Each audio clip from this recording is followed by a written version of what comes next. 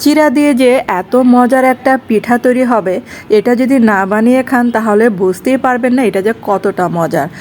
আসসালামু আলাইকুম সবাইকে, কেমন আছেন সবাই? আশা করি তো ভালো আছেন। আর এখানে আমি এক বাটি শুকনা চিরা নিয়েছি, আর যে চিরাটা নিয়েছি এরকম একটা বাটিতে এক বাটি। আর চিরাগুলো কিন্তু এখন একটা বাটিতে ঢেলে নিলাম। আর চিরাটা কিন্তু পানি দিয়ে ধুয়ে পরিষ্কার করে নিতে হবে। আর আমি কিন্তু এটা 2-3 বার করে ধুয়ে পরিষ্কার করে নেব। আমি যখন 2-3 বার ধুয়ে পরিষ্কার করে নিয়েছি, তারপর এখানে অল্প পরিমাণে পানি দেব, এটা যেন চিরাটা সুন্দরভাবে ভিজে থাকে। এখন এটার ভিতরের জন্য একটা পুর তৈরি করে নিয়েছি। তার জন্য এখানে হাফ কাপের মতো নারকেল কোরানো দিলাম, আর দিলাম হাফ কাপের একটু কম হবে খেজুরের গুড়। তারপর অল্প পরিমাণে পানি দিয়ে আমি নারকেলগুলোকে ভেজে নিব। আর যদি পানি না দিতাম তাহলে গুড়টা নিচ দিয়ে লেগে যেত এবং নারকেলটাও।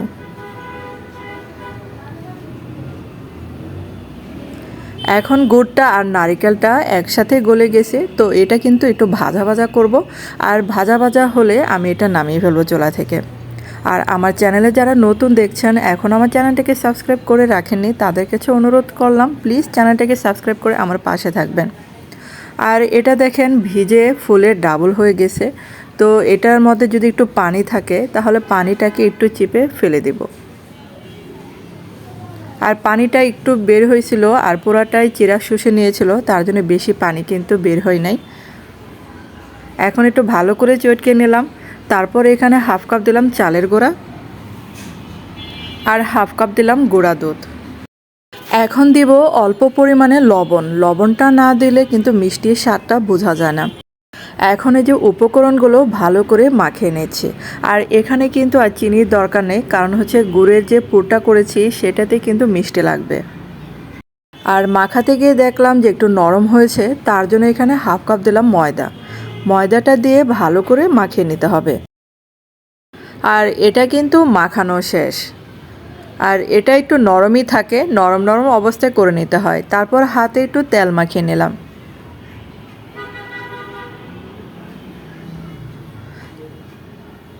এখন এই যে পুলি পিঠার মতো করে গর্ত করে তারপর এখানে পুরটা ভরে নেব। আর বন্ধুরা যারা ফেসবুকে ভিডিওটা দেখবেন তাদের কাছে অনুরোধ রইল প্লিজ ভিডিওটা যদি ভালো লেগে থাকে তাহলে অবশ্যই লাইক দেবেন এবং কমেন্ট করবেন বেশি বেশি।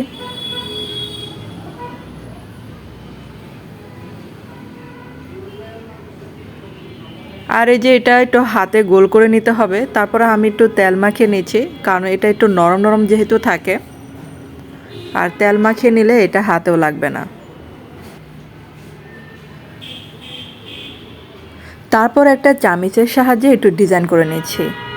আর এটা কিন্তু ডিজাইন না করলেও চলে, আপনারা গোল করে নিলেও পিঠা হয়ে যাবে, কিন্তু দেখার সৌন্দর্যের জন্য একটু ডিজাইন করে নিলাম।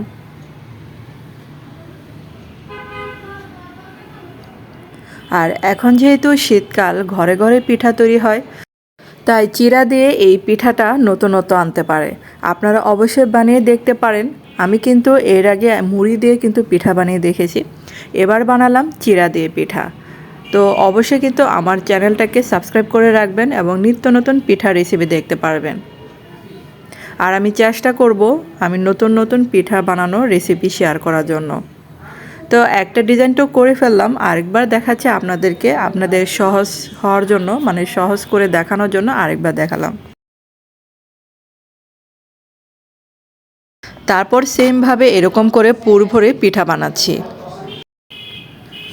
আর এখন যেহেতু শীতকাল, শীতকালে কিন্তু পিঠা খাওয়ার ধুম পড়ে যায় ঘরে ঘরে। আর পিৎজা বার্গার তখন একদমই টানে না, বিশেষ করে বাঙালিদের তখন টানে হচ্ছে পিঠা। বিভিন্ন রকম পিঠা দেখতে কিন্তু বাঙালিরা অনেক অনেক পছন্দ করে। আর নতুন নতুন পিঠা বানাতে, মানে পিঠা বানিয়ে খাওয়াতে কিন্তু অনেক ভালো লাগে। আপনারা কিন্তু অবশ্যই ট্রাই করে দেখতে পারেন এই চিড়ার পিঠাটা। তো সবগুলো কিন্তু বানিয়ে ফেললাম। এখন এই যে একটু দেখার সৌন্দর্যের জন্য আমি একটু গাজর কেটে মাঝখানে বসিয়ে দিলাম। আর দু একটা কিন্তু আমি গোল করে করেছি।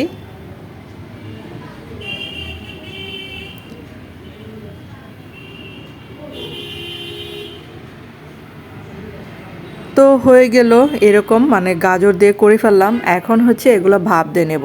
তো আগে থেকে চুলায় স্টেনার বসিয়ে রেখেছিলাম, পানিও গরম হতে দিলাম। এখন এই যে তিনটা তিনটা করে পিঠা দিচ্ছি, কারণ পাতিলটা ছোট বসিয়েছিলাম। আর এটা কিন্তু 4 থেকে 5 মিনিটের জন্য আমি স্টিম করে নেব। তো দেখেন এটা কিন্তু হয়ে গেছে, আর এটা কিন্তু হওয়ার পরে একদম শক্ত হয়ে গেছে, যেরকম আমরা পুলি পিঠা খাই সেরকমই শক্ত হয়ে গেছে এটা। তো সবগুলোই কিন্তু এরকম করে আমি স্টিম করে নিয়েছি। আর এই পিঠাটা কিন্তু অবশ্যই বানিয়ে দেখতে পারেন, এবং আমার রেসিপি যদি ফলো করে বানান তাহলে অবশ্যই কমেন্ট করে জানাবেন যে কেমন হলো আমার এই পিঠাটা। তো অনেক মজার হয়েছিল। তো ধন্যবাদ সবাইকে ভিডিওটা দেখার জন্য।